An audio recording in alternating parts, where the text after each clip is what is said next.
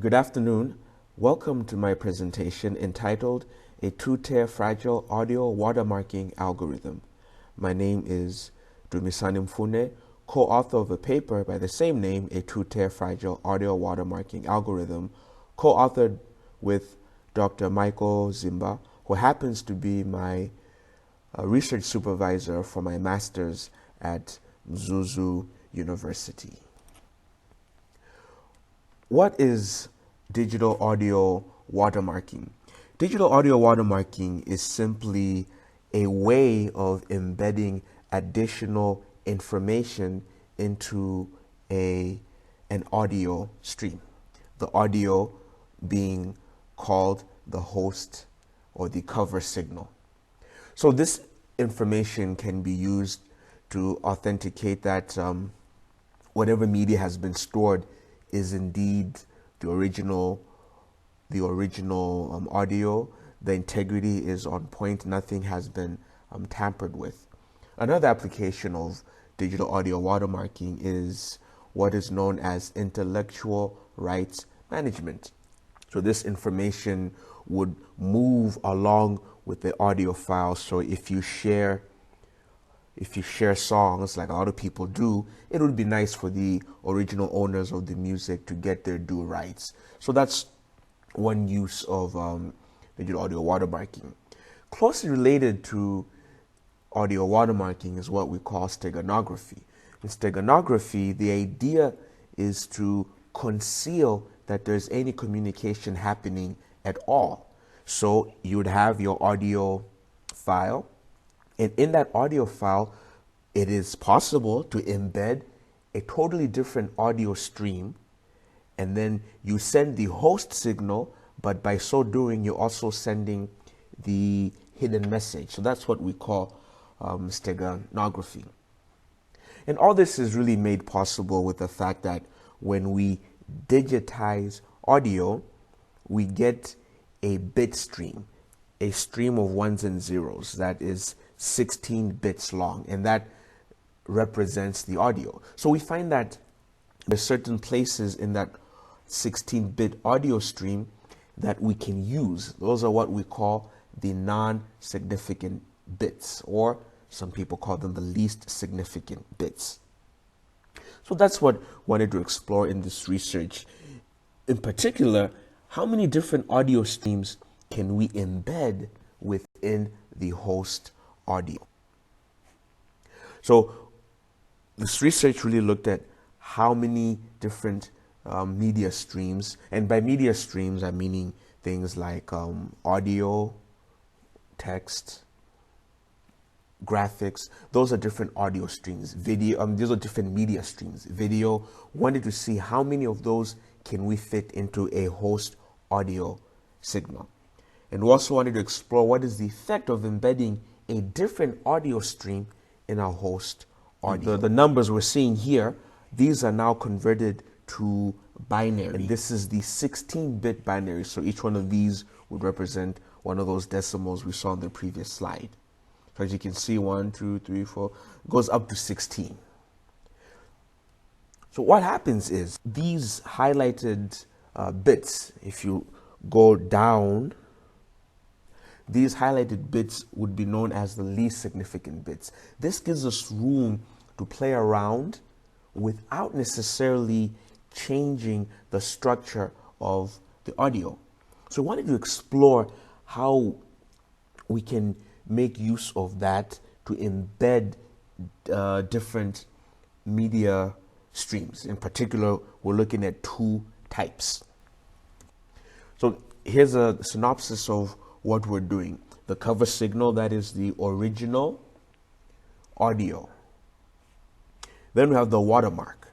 So the watermark is really the message that we want to embed in the audio.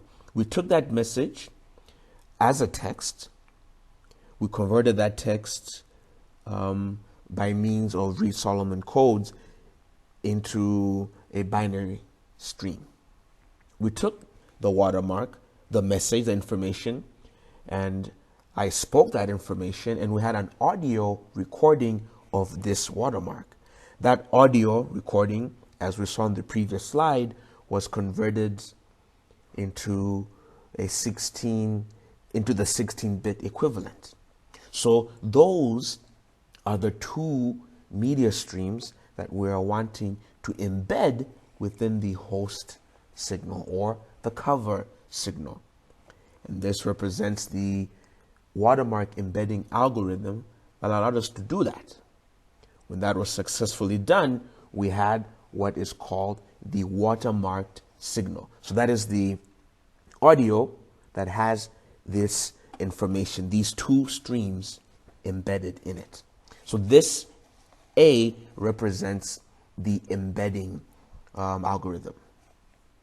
B down here represents the extraction, so which is just the converse of the embedding. We'd start with the watermark signal. We apply the watermark extraction algorithm, and we're getting the original text and the audio, which was me speaking that, reading the watermark. So having done that, the test signal that we used was a song from Don Williams. That's what we're calling Dawn Wave. So here, this column represents all the stats that we have of the original cover signal. So that's the name, that's the size of the file, that's the length of it, there's the bit rate. This SNR is known as the signal to noise ratio. It's a tool, statistical tool we use to compare different signals. This is a mean frequency and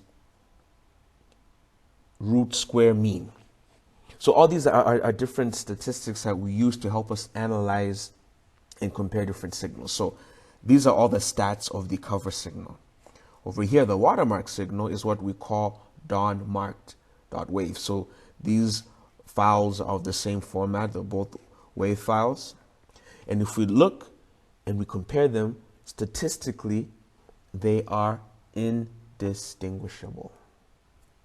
They're both 30 MBs in size, same length, same bit rate, signal to noise ratio. All the stats are exactly the same. So these two audio files are indistinguishable. And yet, this one here had our watermark. But remember, that watermark came in two ways. There was the text and the wave. So all those were embedded in that, indistinguishable. So we saw that we indeed can successfully embed those two media streams in a host audio file. And the fact that these two were indistinguishable means that the watermark we embedded is invisible. And that's what we want. We want you to be able to still listen to your audio file, but there would be important information in it. And that information is part and parcel of that file. So if you wanted to check if the file had been tampered with, then we would try to extract the watermark and we would not retrieve the original watermark. Then that's how we would know that that file, whether it was stored or it was transmitted, but we would know that that file has been tampered with. So the conclusions we came with from this research is that the two tiers of media into a host audio signal enhances the levels of authentication. So it means that we have two different types of media that we need to get as evidence that that has not been tampered with. Another conclusion we came up with was that this would allow us to have a bigger payload for covert communication. So meaning that if the host signal is big enough, then in there we could embed even more hidden information. So you think you're listening to a song, but there's really another audio file embedded in there. So one thing we would have loved to do is explore what it would mean to embed 3 tiers. So that would be text, audio, and image within the one host audio signal.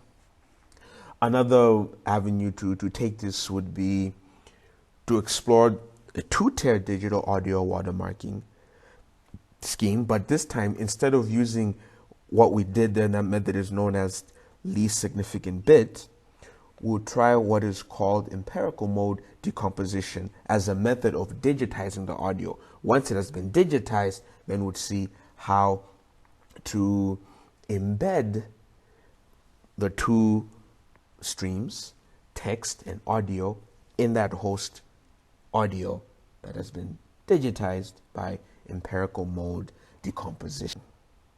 So that is the research that we undertook. And this brings me to the end of my presentation. I want to thank you for listening and for participating. And now, please, let's have your questions. Thank you.